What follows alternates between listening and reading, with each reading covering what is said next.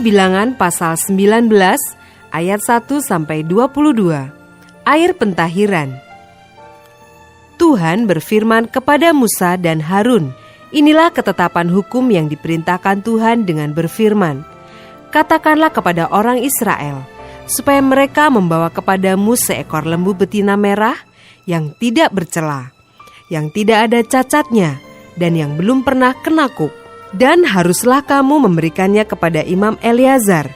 Maka lembu itu harus dibawa keluar tempat perkemahan, lalu disembelih di depan imam.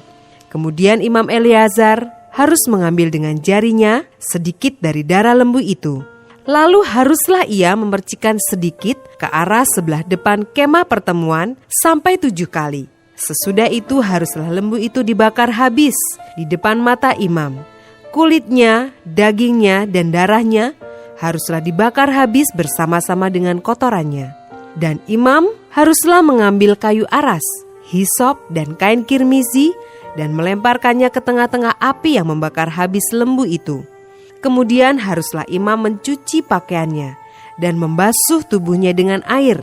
Sesudah itu masuk ke tempat perkemahan, dan imam itu najis sampai matahari terbenam. Orang yang membakar habis lembu itu haruslah mencuci pakaiannya dengan air dan membasuh tubuhnya dengan air, dan ia najis sampai matahari terbenam. Maka seorang yang tahir haruslah mengumpulkan abu lembu itu dan menaruhnya pada suatu tempat yang tahir di luar tempat perkemahan, supaya semuanya itu tinggal tersimpan bagi umat Israel untuk membuat air pentahiran. Itulah penghapus dosa. Dan orang yang mengumpulkan abu lembu itu haruslah mencuci pakaiannya, dan ia najis sampai matahari terbenam. Itulah suatu ketetapan untuk selama-lamanya bagi orang Israel dan bagi orang asing yang tinggal di tengah-tengahmu. Orang yang kena kepada mayat, ia najis 7 hari lamanya. Ia harus menghapus dosa dari dirinya dengan air itu pada hari yang ketiga, dan pada hari yang ketujuh ia tahir. Tetapi jika pada hari yang ketiga ia tidak menghapus dosa dari dirinya, maka tidaklah ia tahir pada hari yang ketujuh.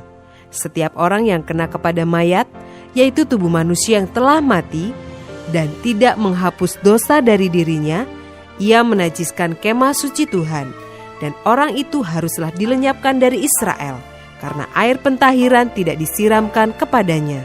Maka ia najis, kenajisannya masih melekat padanya. Inilah hukumnya apabila seseorang mati dalam suatu kemah. Setiap orang yang masuk ke dalam kemah itu dan segala yang di dalam kemah itu najis 7 hari lamanya. Setiap bejana yang terbuka yang tidak ada kain penutup terikat di atasnya adalah najis. Juga setiap orang yang di padang yang kena kepada seorang yang mati terbunuh oleh pedang, atau kepada mayat, atau kepada tulang-tulang seorang manusia, atau kepada kubur, orang itu najis 7 hari lamanya. Bagi orang yang najis haruslah diambil sedikit abu dari korban penghapus dosa yang dibakar habis. Lalu di dalam bejana abu itu dibubui air mengalir. Kemudian seorang yang tahir haruslah mengambil hisop, mencelupkannya ke dalam air itu dan memercikkannya ke atas kemah, dan ke atas segala bejana, dan ke atas orang-orang yang ada di sana, dan ke atas orang yang telah kena kepada tulang-tulang, atau kepada orang yang mati terbunuh, atau kepada mayat, atau kepada kubur itu. Orang yang tahir itu haruslah memercik kepada orang yang najis itu pada hari yang ketiga dan pada hari yang ketujuh. Dan pada hari yang ketujuh itu haruslah ia menghapus dosa orang itu. Dan orang yang najis itu haruslah mencuci pakaiannya dan membasuh badannya dengan air. Lalu ia tahir pada waktu matahari terbenam.